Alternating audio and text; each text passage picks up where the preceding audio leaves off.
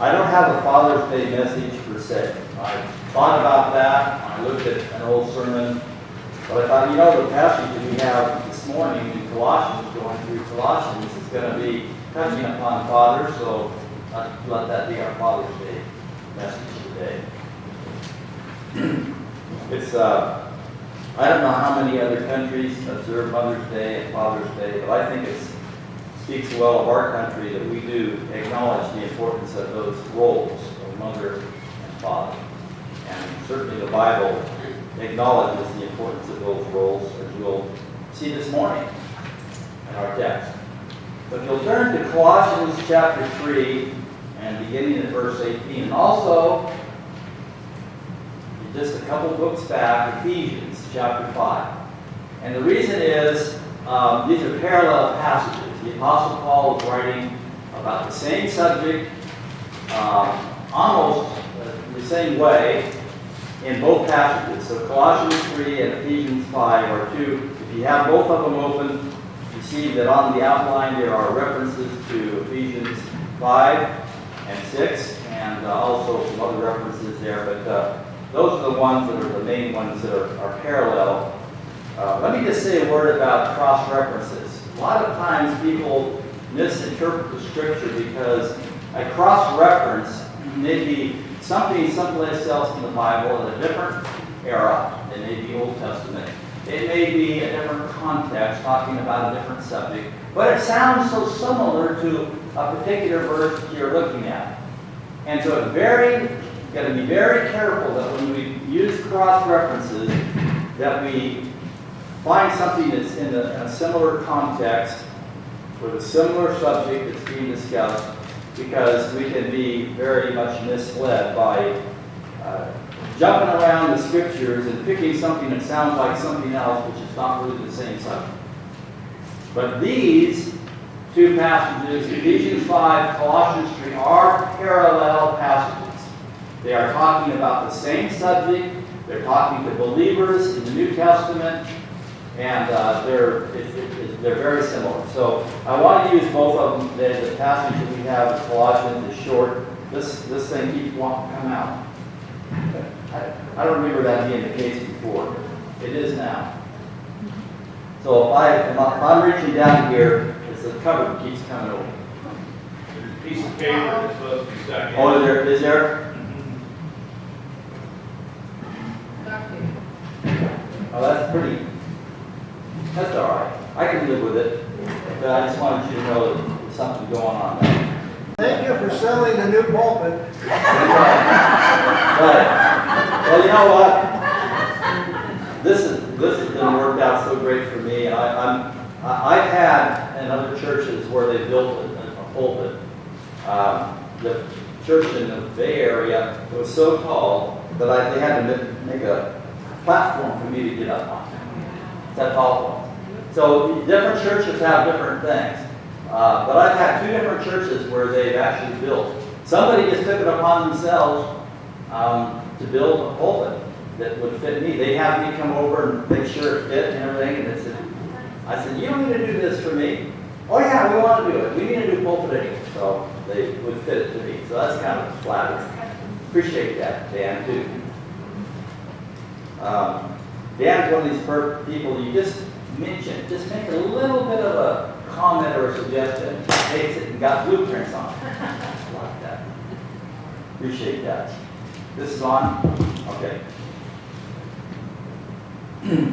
Now, just as I expected this morning when Frank got up and read the Scripture, people always have a nervous laugh when it talks about the submission of a wife. Every Christian. I mean, nobody can say anything about this passage without some kind of a lighthearted comment, some kind of a chuckle. And it's almost like sex in a home. It's just one of those subjects you don't talk about. And you're kind of nervous and embarrassed and don't know what to say about it. I think that's very unfortunate. God's blueprints shouldn't be laughed at.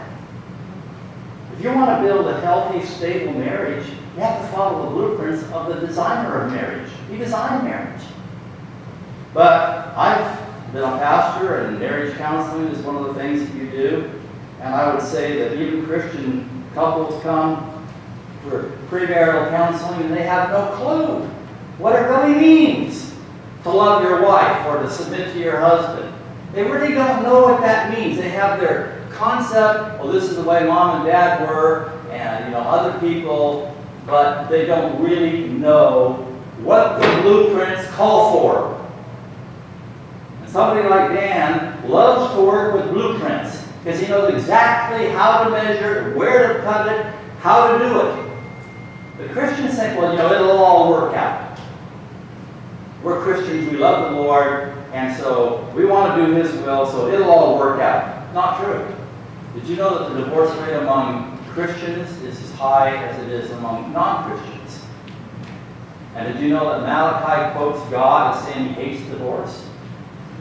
And yet, this is one of those things that Christians overlook. So, I'm very serious when it comes to this particular issue. If I had daughters, I don't, but I've got two granddaughters. But if I had daughters, I would say, look, it's fine that you like him. It's fine that he treats you well. It's fine that you love him. It's fine that he's a Christian. But do you want to submit to his leadership? Does he have your values? Is he going to make wise choices? Is he going to make your life more difficult because you get married? It's for better or for worse. And for many people, it's worse. Many people, it's worse. And it's because they don't follow God's blueprint. God tells us how He designed the relationship called marriage from the very beginning. But we say, well, we love each other, and we're Christians, and we'll pray about it, we'll work it out. Not so. Wives, it says, be subject to your husbands. A better translation would be submit yourselves. It's in the middle voice, which we don't have in the English language. We use reflexive pronouns. In the Greek, they actually put this in a voice. You got an active and passive, and they have middle voice. In other words, do this of your own volition. It's voluntary. Where the way it's translated in the New American Standard is be subject. That's passive. This is middle voice. Do it to yourself. Place yourself under authority, the authority of your husband, recognizing his position as the head of the wife. That's what it says in Ephesians 5:22. The husband is the head of the wife, not just the head of the home. Just as Christ is the head of the church. The word submit is a military term. Hupa, to arrange, and steso, to under. To arrange under, to stand under. So it's a voluntary recognition of rank. When you join a service, you don't go in as a general. And you recognize voluntarily that you're going to be in submission to those with a higher rank. You don't have to join. But if you do join, you must recognize that you are under authority. So wives, voluntarily recognize the authority that you are placing yourself under. 1 Peter 3:5. In fact, if you turn to 1 Peter, I want to read actually more than just verse 5. But in 1 Peter chapter 3, verses 1 to 5, let me read that. 1 Peter 3, 1 to 5. In the same way, you wives, be submissive to your own husbands, so that even if any of them are disobedient to the word, unbelievers, in other words, they may be won without a word by the behavior of their wife. What kind of behavior are you talking about? As they observe your chaste and respectful behavior, respect for authority. Your adornment must not be merely external, braiding of hair, wearing of gold jewelry, putting on dresses, but let your adornment be the hidden person of the heart, with the imperishable quality of a gentle and quiet spirit, which is precious in the sight of God, also precious in the sight of your husband. Inner beauty. Inner beauty. A wife who wants to run things may be beautiful externally, but it's not beautiful internally. Not beautiful to God. God didn't see that as being beautiful. They adorned themselves. So just as Abraham obeyed God, just as Sarah obeyed Abraham, calling him Lord or Master, and you have become her children if you do what is right, submit to authority without being frightened by any fear. Not because you're afraid of your authority, but because you recognize this is God's plan for your marriage.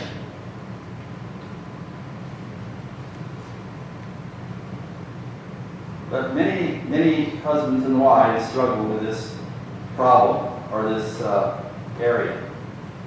So wives, be subject to your husbands as is fitting to the Lord, in verse 18. In other words, as is proper or appropriate as a Christian. This is the standard that God has for Christians.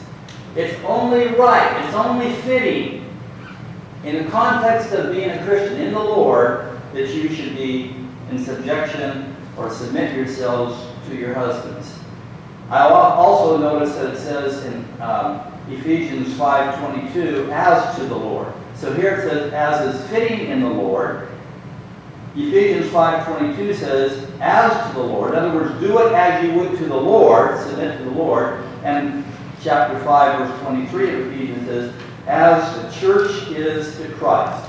So we know exactly what it means. Submission to authority, the way Christ was submitted to the Father. It's as to the Lord, as the church is to Christ. No doubt, no question about that.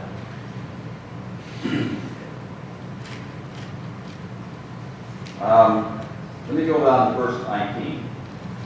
Husbands. Now, the Christian ethic is an ethic of mutual responsibility. Husbands have responsibilities, wives have responsibilities, children have responsibilities, slave owners and slaves themselves have responsibilities. So Christianity doesn't put the responsibility just on one side or the other. Husbands, love your wife. And this is a verb, by the way. It comes from the noun agape. Agape love acts unselfishly and even sacrificially in the best interest of the one who is the object of such love. A husband may love his wife romantically. A husband may love his wife affectionately, but he is commanded here to act in a certain way. It's a verb. In other words, don't have this feeling, have this action toward your wife. Unselfish, sacrificial, acting always in the best interest of your wife. Jesus gave up his life and suffered God's wrath against sin for our benefit. Husbands, love your wives just as Christ loved the church. What did he do for the church? He gave up his own life for the benefit of the church. That's what love does. Love acts in the best interest of the other person. Also, there are three things it says about love here. In Ephesians 5:28, you are to love your wives as your own bodies. Secondly, in 5:33 of Ephesians says, love your wife as yourself. And then fourthly, as I've already mentioned in chapter 5, verse 25, love your wife as Christ loved the church. So as your own bodies, as your own self, and as Christ loved the church. That's the standard of love that a husband is to have for his wife. Whether she's a believer or not a believer. She is to submit whether he's a believer or not a believer. Because the relationship that they are involved with here is a relationship established by the Lord, and he has a will and how it's to be carried out. 1 Corinthians chapter 13 describes how love behaves. Because sometimes we say, well, love your wife. Well, of course I love my wife. Well, I take care of her. I provide for her. She's got a roof over her head. I mean, come on. Think about what love involves. In chapter 13 it says, love is long-suffering.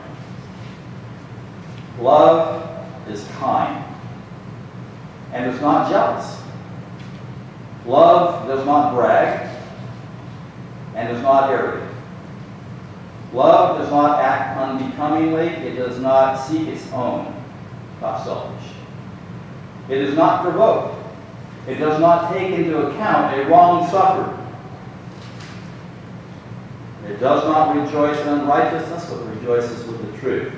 Bears all things, believes all things, hopes all things, endures all things. So a Christian husband who takes seriously the command to love his wife needs to understand how love is expressed, how love is manifested. Not just to say, well, of course I love my wife. But it's not of course. It's an action that has to be carried out day by day. Husbands, love your wives and do not be embittered against them. The New King James translates it correctly.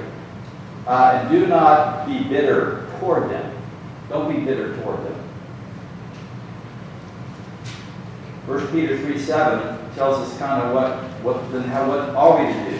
How are we to respond to our wives? 1 Peter chapter 3 and verse 7.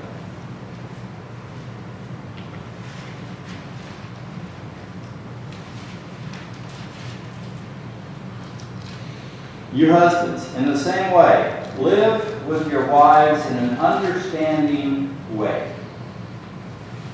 Understand your wife. As with someone weaker. Physically, the wife is weaker. Now, I know there are exceptions to that. There are probably women who are stronger than men physically. But in general, that's the case is they are the weaker vessel. Physically. Since she is a woman, and show her honor as a fellow heir of the grace of life.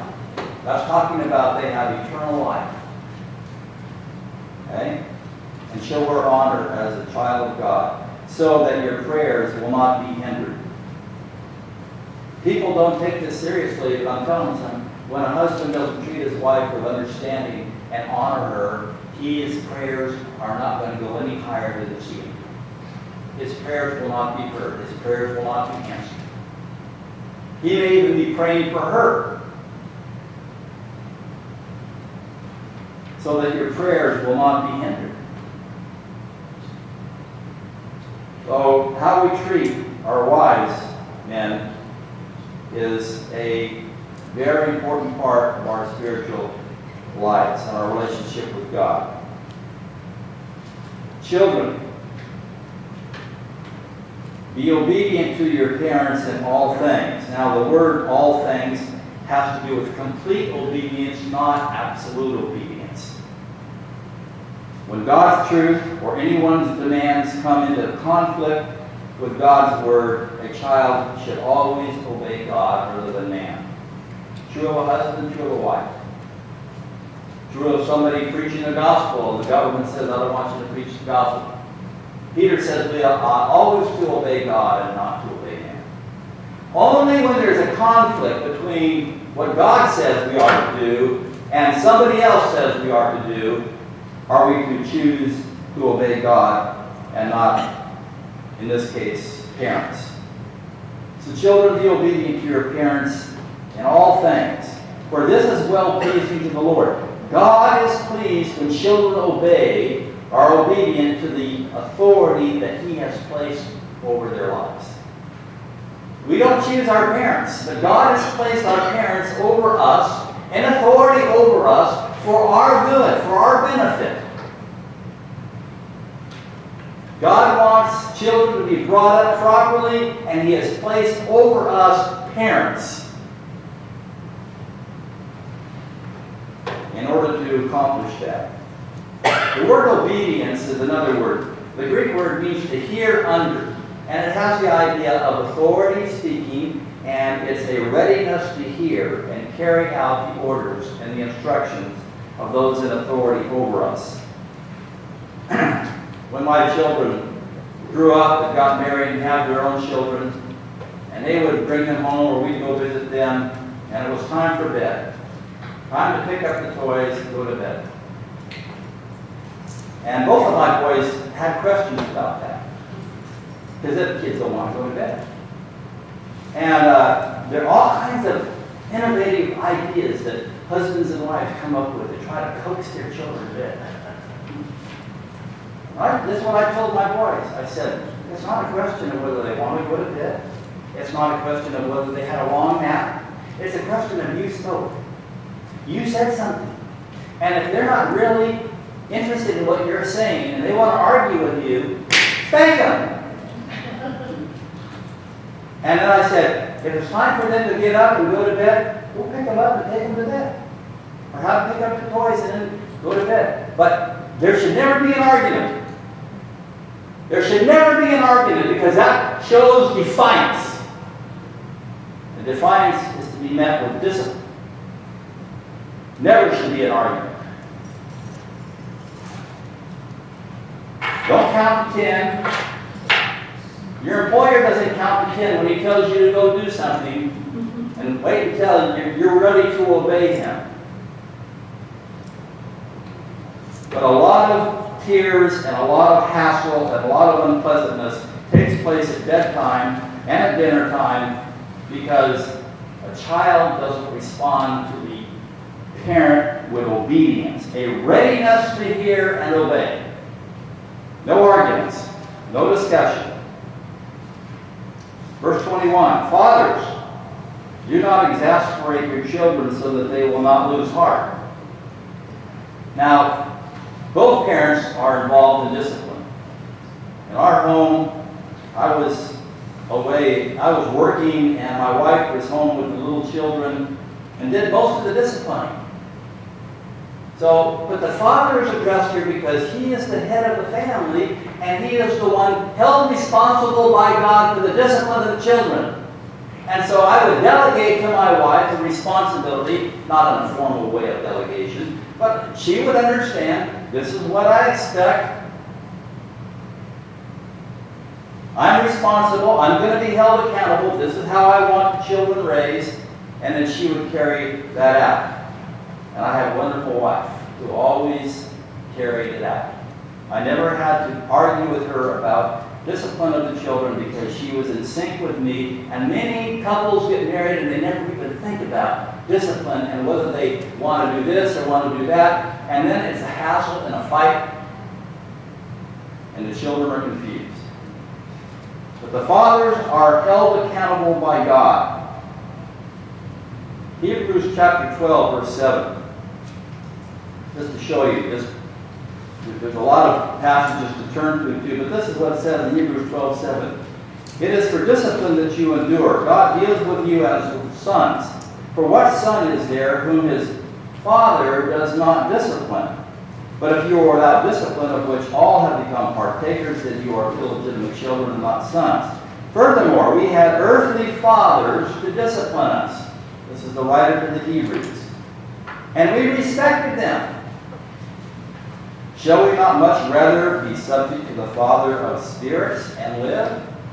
Be subject to the Father of spirits. Be subject to your own fathers. We respected them. They disciplined us. I've met lots of kids that did not respect their fathers. When I was the youth director at the Evangelical Free Church in Orland, one summer, a lot of our kids went down to Mount Hermon. And I was a camp counselor down there for a week with junior high kids. I think I had about 12 of them in my cabin. There was this one kid who was kind of quiet and kind of looked at you out of the corner of his eye like he didn't trust you, so forth. Anyway, at one time I found him by himself and I went over and sat down and talked to him and I said, I don't remember his name, I said, why do you have long hair? I said, I'm not criticizing you, I'm not condemning you. I just want to, why do you have long hair? Long hair. Junior high. And he looked right back at me and he says, because my dad hates it. You think everybody just does it because that's the thing to do? People have reasons. It was a sign of rebellion in those days. This is back in the 60s. I was still in college. It was a sign of rebellion. It wasn't just style. It made us think, my dad hates it. That's why I do it. Resentment toward the dad. and I've never forgotten that particular incident. Fathers, do not exasperate. It's translated provoke in Ephesians 6:4. Same word translated provoke. I think that's a better word. Well, it could be either way. But it means to provoke, to stir up, or irritate, to cause resentment. And notice the result here in verse 21. Fathers, do not exasperate your children so that they will not lose heart. That means become discouraged or feel that it is impossible to ever please him. Sometimes people are authoritarian, and they are arbitrary, and they have opinions, and they have rules that don't make any sense at all to anybody that's under them. And they're inconsistent, and they change their mind. And what's okay now is not okay then. And so children give up even trying to please dad. And in their exasperation, they resent. And in their resentment, they rebel. Ephesians 6:4, do not provoke your children to anger. But, this is Ephesians 6:4, bring them up in the discipline and instruction of the Lord. Fathers, your responsibility as a delegated authority God has placed over your children is to bring them up as He would, with His instructions, with His discipline. It's not about you. Well, I was raised this way by my dad, and I turned out okay. Well, that's not the standard, folks. The standard is not, I turned out okay because my dad treated me this way. The standard is, bring them up in the discipline and admonition of the Lord. What is it that the Lord wants from your children? What kind of behavior does He want? What kind of discipline would He give? That's the standard.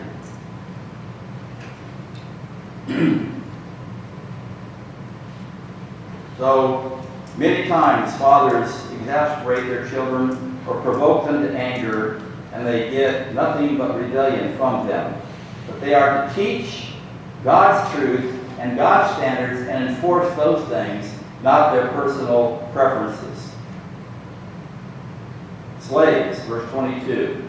Now, in the first century, the Roman culture extended throughout the whole world, and slavery was part of the economic system, and so you didn't have references to employers or employees. But the principles that apply here certainly apply to employers and employees. He says, obey those who are your masters on earth, not with external service. The Greek word is eye service. Not just when they're looking at you and trying to impress them with how good a worker you are, as merely those who please men. Working hard when your master is watching, but loafing when he is not. I've had many jobs, going through college and seminary and a lot of different secular jobs. And I can tell you, if you go with the flow, the attitude among many of the young people that I worked with was, oh, here comes the boss, go on. And you can fall into that. I had jobs that I was bored stiff. Bored to death. And it was so hard for me to try to keep working when I was so bored. You know, put all these little screws into this little thing here. And then when you get that done, I'll give you another one. I had a job in my first year in college, working in a factory in Texas. And they would bring a barrel, huge big barrel, full of things that needed to be ground down with a grinder. And I would work on that for a couple hours. Grind that thing down with this machine. Grind it down. Get it perfectly where it's supposed to be. And I'd get down, oh man, I only have about a foot left. And the guy with a heister would come, and he'd pick it up, and he'd take it away, and he'd put a brand new one there, full all the way. Talk about the ant that pushes the rock up the hill, and as soon as he gets almost to the hill, it rolls back down. There are jobs that are terrible jobs. There are jobs that are very difficult to do. And that's when we learn that we're not doing it for the boss, we're doing it for the Lord. And that transforms the most menial task, the most boring thing you can imagine, even a distasteful thing, it transforms that into a meaningful experience in obedience to the Lord.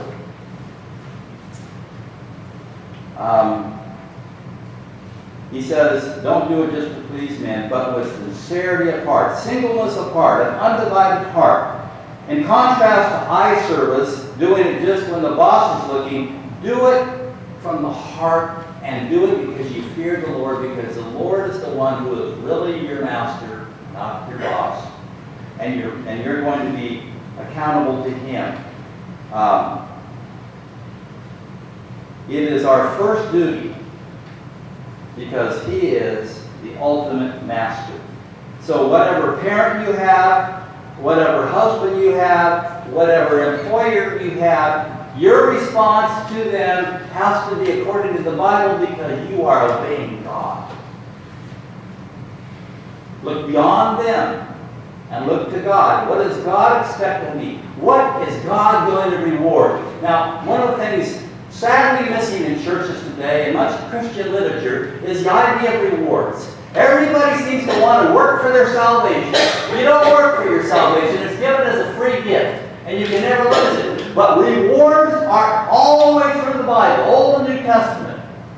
Rewards. You work for rewards. You earn rewards. Not everybody gets the reward. Paul says, I press toward the mark for the prize, for the upward call of God. For the prize, for the reward. I want to be a winner. I want to have a reward. I want my experience in heaven to be the greatest possible experience.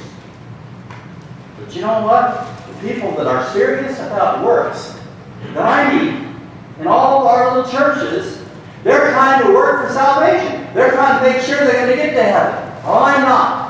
I'm trying to make sure that when I get there, there's something waiting for me called reward. That's the motivation for works. We want to be able to get that trophy and lay it at the feet of Jesus and say, because of your grace in my life, because I obeyed you, because I lived for you, this belongs to you. This trophy I lay at your feet. I only have one trophy. In high school, I was in gymnastics.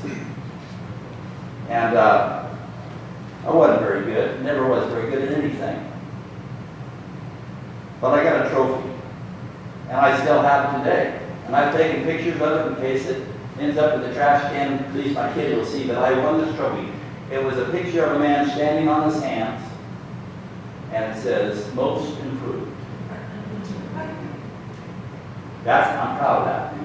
You know what that means? I didn't give up. I kept persevering. I remember on a Sunday afternoon going over to my coach's house, secular high school, went over to my coach's house and worked out with him because he had been an expert at this when he was in college. And he taught me some of the tricks and some of the things to do. I wasn't the best, but I improved. You know what? That's all any of us can do. Are you improving? Are you making progress? Are you moving in the right direction? Or have you given up? Or like some people say, well, I know I'm going to go to heaven, it doesn't matter what I do. Sure it does. You want to be disciplined of the Lord? He disciplines children who don't do what they're supposed to do. You want that? You want your prayers not to be answered? You want to live your life that way? So it's foolishness to think that we shouldn't be doing good works. Because motivation for good works is never to gain eternal life, but to gain eternal reward. Look at verse, he says, so we do it with sincerity of heart, fearing the Lord. And then in verse 25 it says, for he who does wrong will receive the consequence of the wrong which he has done, and that without partiality. So why do we fear the Lord? Why do we obey our masters? Why do we submit to our parents? Obey our parents? Why do we submit to our husbands? Because we're going to be held accountable by God. We're going to be rewarded or we're going to be punished as a result of the way we deal with these things. So that's what he says, fearing the Lord. Verse 23, whatever you do, he's talking to believers here. however difficult, however distasteful, whatever you do your work heartily, from the heart, wholeheartedly. Not just going through the motions, and doing it half-heartedly, but putting everything into it. Do your work heartily as for the Lord. As for the Lord. All the way through here. You submit as to the Lord. You do it. You obey because it pleases the Lord. Here you do this here as for the Lord rather than for men. That's the motivation. Doing something diligently because you're doing it for the Lord. You're doing it from the heart. So what's in that for me? Look at verse 24. Knowing, not hoping, but knowing that from the Lord you will receive the reward. The inheritance from the Lord is the reward. That which is paid back. The word reward means that which is paid back. You're going to be paid for your obedience. You're going to be paid for working as for the Lord and not for men. You're going to get paid back. It consists of an inheritance from the Lord. Under Roman law, a slave could not even own property, but here, the slave, the Christian slave, who is obedient to the Lord in his work, is promised nothing less than the inheritance of God. It's not going to be given to everybody. That's not part of our eternal salvation. This is a reward that is given to those who do certain things according to God's plan and are obedient, knowing that from the Lord you will receive the reward of the inheritance. And then he says, a very dramatic way, it is the Lord Christ whom you serve. It's not your employer that you're serving. It's Christ that you're serving. Work for Him. Do your work as unto Him. What? I've never had employees. Some of you have. And some of you know the headaches of having employees. That you got to watch them every minute. They'll take advantage of you. They won't do what they're supposed to do. Or they do a sloppy, half-hearted job. Their heart's really not in it. And you know what? Knowing the kind of person I am, I'd be firing people all the time. If you don't do it the way I want it done, if you don't do it with the energy and the enthusiasm that I have, I'll just do it myself. I'd end up as a workaholic. Because I'd rather do it myself and have it done right than to have to pay somebody else to do a half job.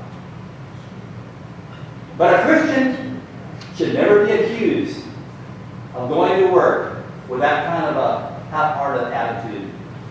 They should do their job as unto the Lord. A boss should come to the employee and say, you know, I really admire the way you work. You seem to, as soon as the instructions are given, you're right at it and you give it everything you've got. But your co-workers aren't that way. What's the difference? Thank you for asking, boss. I serve Christ. I am working for Him. That's why it's not because you're such a great boss. No, you don't say that. But the reason I'm not like other people that take advantage and do it for eye service is because I serve the Lord Christ. He is my real master. Verse 25, for whom the Lord does, for he who does wrong by not doing, throwing their soul into it, not doing it with the proper motivation and energy, he who does wrong will receive the consequences of the wrong. You know, it says that whatsoever a man sows, that shall he also reap. That's here in this life. That's not here in eternity. We sow and we reap in this life. And God makes sure that His people, when they're not doing what they're supposed to be doing, are going to reap the consequences of the wrong He has done, and that without partiality. Christians must never presume on their faith in order to justify disobeying authority. Oh, well, I'm a Christian. I don't need... Yes, you are. Yes, you do need to obey authority. Jesus lived an obedient life. He was obedient to the government. He was obedient to His own father, Joseph. Jesus never said, well, because of who I am, I don't have to obey you. Well, Christians should not either. You know something, what really disturbs me and makes me mad? I grew up in the 60s with demonstrations and people being dragged into jail and fire hose, all the stuff. And I said, you know something? If you do something that defies the authority that God has established, governmental authority, then take it like a man. Don't scream and act like a fool. You broke the law. Go to jail with your head held high. Don't make them drag you. How disgraceful that is for a Christian. You might have to break the law as a Christian, but you have to respect the authority that God has established with law. And take it like a man. Even you women, take it like a man. Don't cry out, I'm a Christian. Come on. You're a Christian, that's why you need to obey. Masters, this is chapter 4, verse 1. Grant to your slaves justice and fairness. Remember, the Christian ethic is an ethic of mutuality. Husbands have a responsibility, wives have a responsibility. Children, parents, they both have responsibilities. That's God's plan. And here, masters, they have slaves. They can treat their slaves like dirt, and they often did in the Roman Empire. The slaves had no rights. The master didn't like a slave, he could sell him. This is grant to your slaves justice. That implies a just wage, proper benefits, and adequate rest. I have talked to many people who've had a boss that are not just. And because the Christian employee is wanting to please the boss and do the right thing, the boss will take advantage of that and give them overtime, and their health and their family and a lot of things are affected by that. And my advice to them is you tell your boss they cannot work 50, 60, 70 hours a week. I've got a family, I've got responsibilities at church, and I understand if you want to fire me and get somebody else. But I have priorities in my life. I have a life outside of the work, out of the job, and so you're free to fire me. I'll go get a job where I can be at home a little bit more. But I'll tell you what, in the American culture, men will work themselves to death. They will work overtime, even though it affects their relationship with their wife, their kids. Men, this is my experience. I'm not giving you God's word. My experience is men don't know where to draw the line.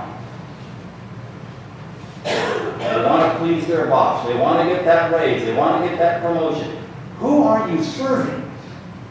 You serving God or are you serving man? You have a multiple responsibilities, not just to your employer. You have responsibilities to your family too.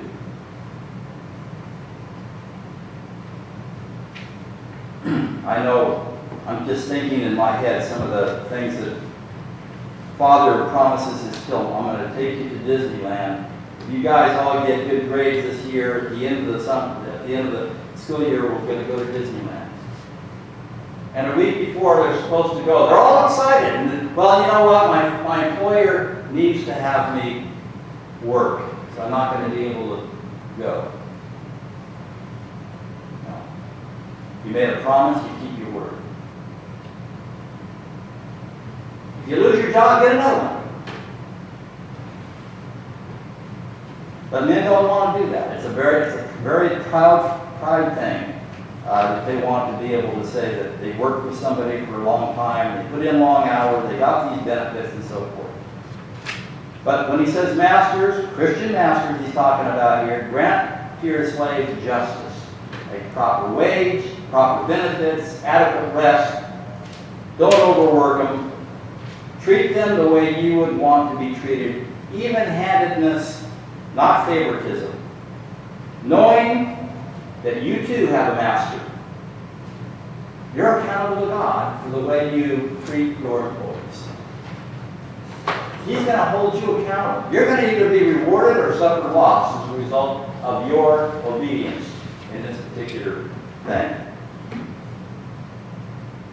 As you all know, the Lord answered our prayers for Bonnie's work situation when she had to take a leave of absence for her surgery. Her manager of many years got a different job, and so she couldn't go back to the job she had. Well, she's been hired by that manager. And the reason we rejoice in the fact is that she's a great manager. She treats Bonnie fairly, justly. It's great. I mean, I've gone to jobs where I couldn't stand the employer. Have you? Have you worked for people that weren't fair, that showed favoritism to somebody else, that made you work overtime when they didn't? I mean, look, that's the way the world works. The world is full of inequities, full of injustice. So when you have an employer like Bonnie has, you really appreciate it. Bonnie has personal issues, or family issues, or church issues. Stacia says, Bonnie, go ahead, do what you need to do. That's a great employer. Christians ought to be this way. We recognize then that whether it's in marriage or whether it's being a father or a child or employer or employee, that everything that we do and the attitude with which we work, all of that matters in eternity. It matters.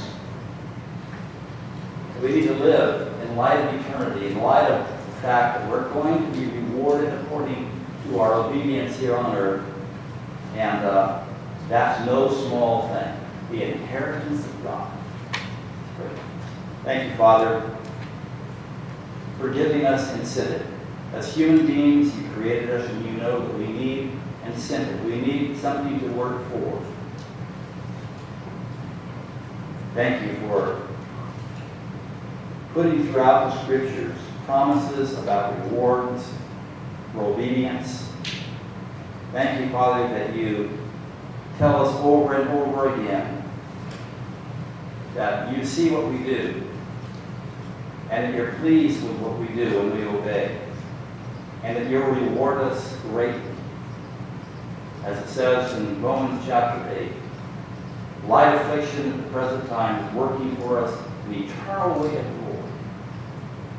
So when we suffer here injustice, unfairness, unkindness, when we suffer here as a wife, as a child, as an employee, that we can handle that in light of eternity, knowing that the way we handle that will be greatly rewarded.